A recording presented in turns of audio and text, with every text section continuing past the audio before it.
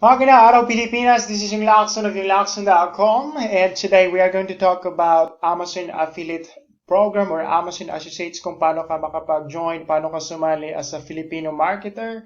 We're going to cover everything, mga detalye na kakailanganin ninyo, paano makasumali, at saka meron din ipapakita sa inyo kung paano mag-promote sakali kailangan nyo rin ng skills, kung paano mag-promote ng Amazon Affiliate products. So kagaya na lang, halimbawa itong vlog ko dito isa sa one of my websites, which is this one right here, is pinkimecheers.com. Kung nakikita niyo, ito yung mga ads from Amazon, kaya ipapakita ko sa inyo kung paano ko ginagawa at kung paano nyo rin gagawin. So yeah, just watch this entire video and let's go!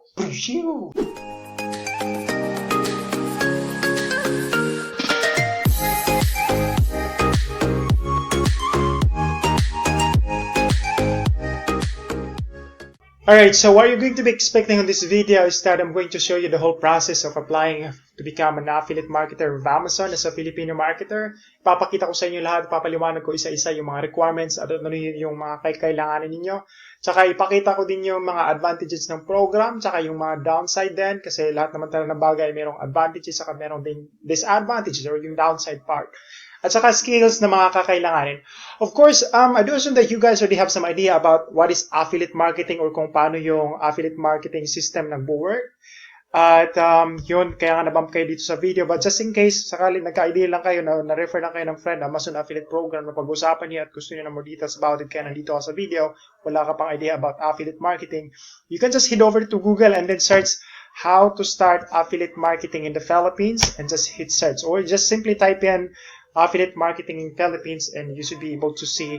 This is actually one of my blog posts na dito ngayon nagra-rank. So top 1 siya actually. Kung nakita mo ito, ads. At ito yung aking blog post na sa top 1 siya. So yan yung search engine optimization, which is pag-uusapan din yan natin later on. Bibigyan ko kayo ng mga tips o yung paano ko ginagawa. So ito, pinaliwanag ko dito lahat-lahat kung paano yung affiliate marketing at saka kung ano yung mga gagawin at saka skills na kailangan mo i-develop. At ayan, mga advantages din pinakita ko dito sa Pilipinas as a Filipino marketer. But of course, we are going to talk about Amazon Affiliate Program. Let's start with a question: Can I be an Amazon affiliate if I am from the Philippines? And yes, definitely you can be an affiliate marketer of Amazon. You just have to comply the requirements of being, from outside US na marketer, which is the first requirement to become an Amazon affiliate marketer is kailangan nyo po unang-una ng website or blog. So ito yung isa sa akin, this is one of my websites, and hindi ganun kaganda, hindi naman kasi pagandahan yung website, kailangan talaga ma-optimize mo para for visitor, hindi yung pagandahan lang. So nakikita nyo, napakasimple lang ng homepage, diba? So ito yung aking mga Amazon ads, at ayan.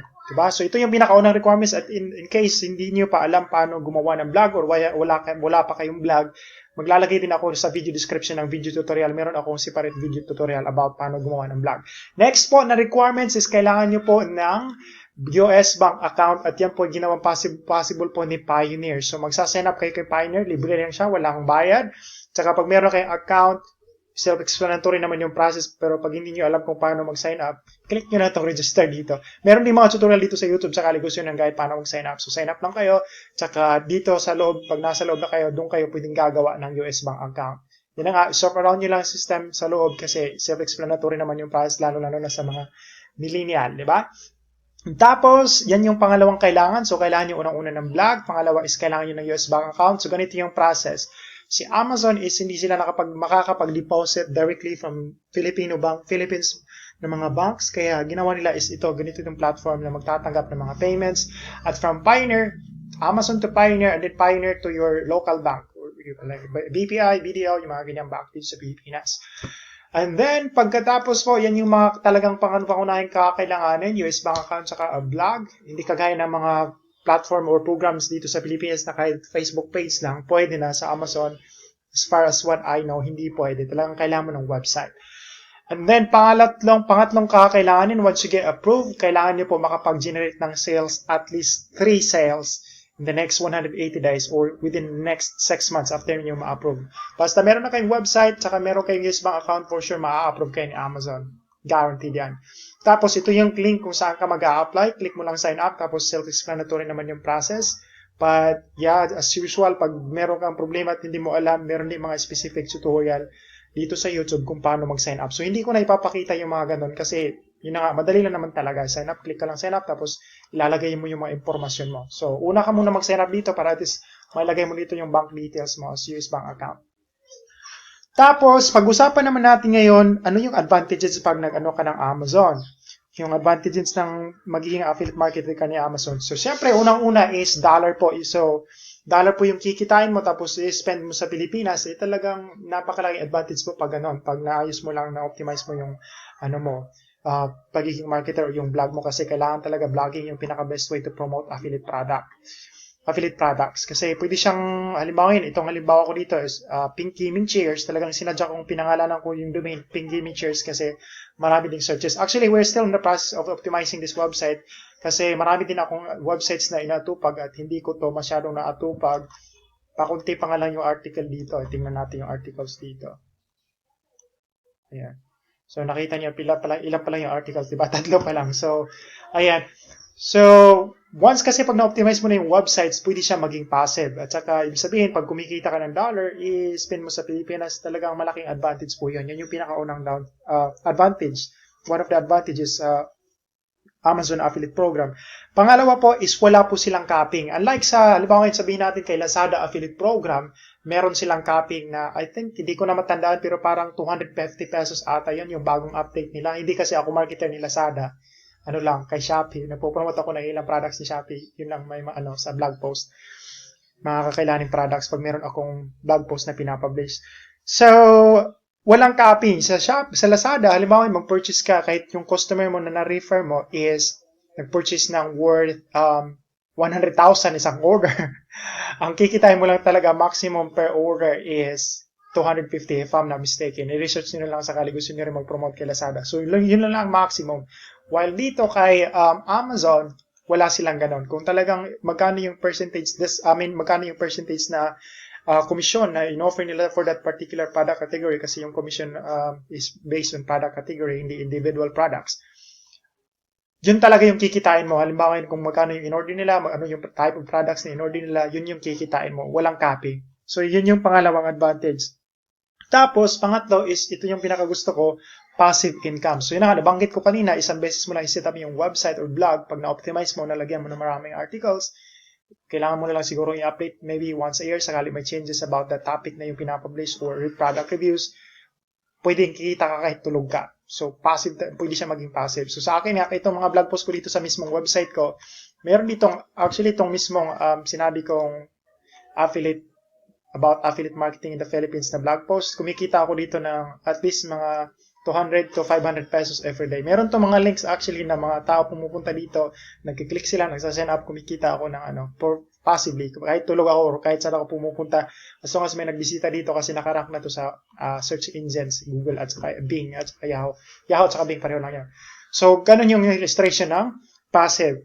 Tapos, ang downside naman yung pag-usapan natin, hindi naman talaga siya makonsider ang downside kasi pwede mo namang i-work on, kailangan mo lang talagang time mag-develop ng skills, which is, ang pinakauna para sa akin is competition. Ano po talaga ng competition kasi marami ding marketer sa US. Kung alam na natin mga Filipino yung affiliate marketing, nako mas lalo US, halos lahat sa kanila mga bloggers, gumaano ng Amazon affiliate program. Nag-join sila at nagpo-promote ng mga affiliate products. Kaya, in terms sa competition, talagang medyo, expect nyo po na medyo mahaba po talaga. Tapos, pangalawang downside is short period na cookie period. Kumbaga, halimbawa ngayon, yung cookie is, pag nabisita yung customer, ay yung na-refer mo, yung referral mong tao na shopper, pumunta kay Amazon, parang 24, merong product category na 24 hours lang yung kanilang cookie period. Kumbaga, pag bumisita sila tapos hindi sila agad bumili, within the next 24 hours, pag nag-check out sila at saka bumili, kikita ka pa rin kahit hindi mismo nung moment na pumunta sila sa mismong website. So, sana maintindihan nyo ako. Pag meron kayong question, i-comment nyo lang sa baba. Sakali meron kayo hindi maintindihan sa aking pinapaliwanag dito. Kasi minsan, meron akong ma-skip, hindi ko sinasadya. Medyo lang talaga, nawawala ng idea minsan or nawawala sa gusto kong ibig sabihin. So, yung cookie is, cookie period. Marami naman talagang website na i-specify nila kung ano yung cookie. Yung minsan mag-a-agree ka, kaya yun yung cookie. Cookie duration sa Amazon is meron lang siyang 24 hours. Hindi ko na matandaan specifically its product category, pero parang ganun lang. Napakababa yung cookie period. Unlike kay Lazada, yung cookie period ni Lazada, pag halimbawa yung na-refer mo is nagbisita ng website and then hindi siya bumili in that day or in that the same day or in that the same week, up until 30 days, basta bumili siya, na-refer mo, hindi lang siya nag-clear ng browsing history at na-remove yung website cookie ni Lazada, kikita ka pa rin. At saka yung sa kay Lazada lang is, yun nga, may capping sila at saka baba lang po yung percentage na kikitain mo dahil sa capping.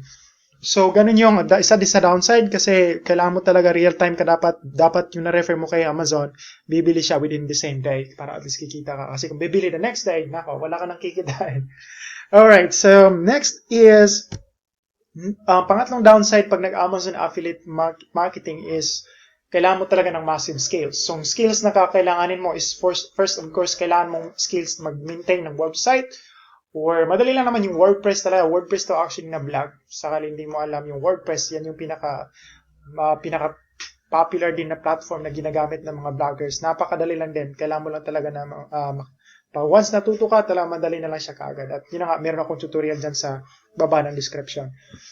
So, yun. Pangalawa is, pangalawang skills na kakailanganin mo is kailangan mong matuto search engine optimization. Yung pinakita ko sa inyo kanina na lumabas yung aking article sa top of the search results. Tawag po doon is search engine optimization.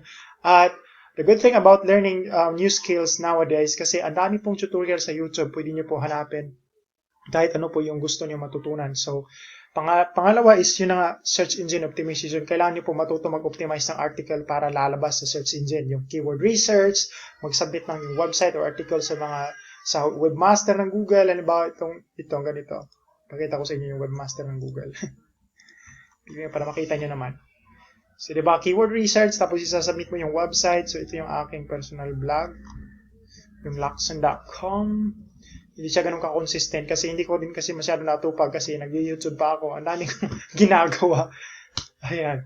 So, ganun. Tapos, yun na, siguro mag-subscribe ka na lang kasi baka in the future gagawa ako ng mga specific tutorial. Halimbawa na lang ngayon, yung SEO, Search Engine Optimization. Tsaka, i-refer ko lang din kayo kasi, mga ganito, medyo mahaba talaga ito pag-usapan natin. Kaya gagawa na lang tayo ng separate video, mag-subscribe ka na lang. Pangatlong kakailanganin nyo pong skills is magsulat po ng article. Pero kung interested po kayo mag-invest or kung meron kayo pang-invest, pambili ng articles or hindi naman pambili, pambayad na magsulat para sa inyo. Marami mga website na pwede kang mag-hire ng mga writers. Pwede sa Fiverr or meron din mga specific websites na talagang yung ino-offer na services is writing. Hire writers. Mag-Google ka lang. So, business naman siya. So, kung okay lang sa'yo na mag-invest, pwede ding mag-invest ka, bibili ka ng article, mag-start ka ng 10 articles, i-optimize mo, aralin mo. Tapos, kagandahan kasi ng ganitong negosyo, kasi pag nag-vlog ka, hindi lang affiliate marketing yung, or Lazada, Amazon, or specifically affiliate marketing yung magiging way mo to earn sa yung vlog. Ang daming paraan para kumita sa vlog. Kaya kung meron kang vlog, for Amazon, hindi lang Amazon yung magiging pwede mong kitaan, pwede ka mag-offer ng services din sa iyong mismong blog or maglagay ng advertisement kagaya nito. Oops, ito, di ba? Nakita niyo to. Once na may pumunta dito sa akong website, makita niyo tong ads, kikita ako per impression at saka iba pa yung kikitain ko pag nag-click sila sa ads. So, maraming blog post na to, parang 20 plus na ata yung blog post ko dito sa mismong website. Yun nga, hindi ko talaga naatupag masyado yung aking mga website kasi I got lots of them. And then, yun naman lang talaga yung pinaka-basic na kailangan niyo pong skills, mag-build ng website, search engine optimization, which is matutunan niyo yan lahat, pwede niyo matutunan yan lahat dito sa YouTube, hanapin niyo lang. Yung isasuggest ko sa inyong papanoorin niyo dito sa YouTube about search engine optimization kasi kakailangan niyo talaga ng skills na yan. Yung backlink ko, si Brian Dean of backlink ko. Wait lang. Ito siya. So, dito ako nagre-refer sa kanya ng mga updates sa Google, yung sa yung mga search engine optimization, yung on-page SEO. Sa kanya, mag-subscribe kayo sa kanya. And then, about blogging, hindi ko ipagkait sa inyo, isi-share ko sa inyo kung saan din ako natuto most of my knowledge about blogging. Ito din itong website na to, Income School. Wait lang. Mag-subscribe kayo sa kanila. I-research nyo itong dalawang to. At huwag nyo na rin kalimutan mag-subscribe sa aking channel kasi para at least pwede tayo magka-conversation, pwede tayo magtulungan. Diba? Gagawa tayo ng Facebook group tapos doon tayo. So ito, Income School, ang talagang content nila dito is about vlogging, kung paano ma-monetize yung vlog, mga ganyan. So subscribe nyo sila. Alright, so hanggang dito na lang muna tong video, at sakali meron kayong tanong specifically na hindi ko na ipakita dito sa video, mag-comment na lang po kayo sa baba at re-replyan ko po kayo sa abot po ng knowledge na aking makakayang i-reply po sa inyo. Maraming salamat, at talagang ang hirap pala gumagawa ng video. In short, ang hirap kumita ng pera. Okay, maraming salamat sa panunood, at God bless po sa inyo. Bye-bye, and make sure to subscribe and like this video. Bye-bye now.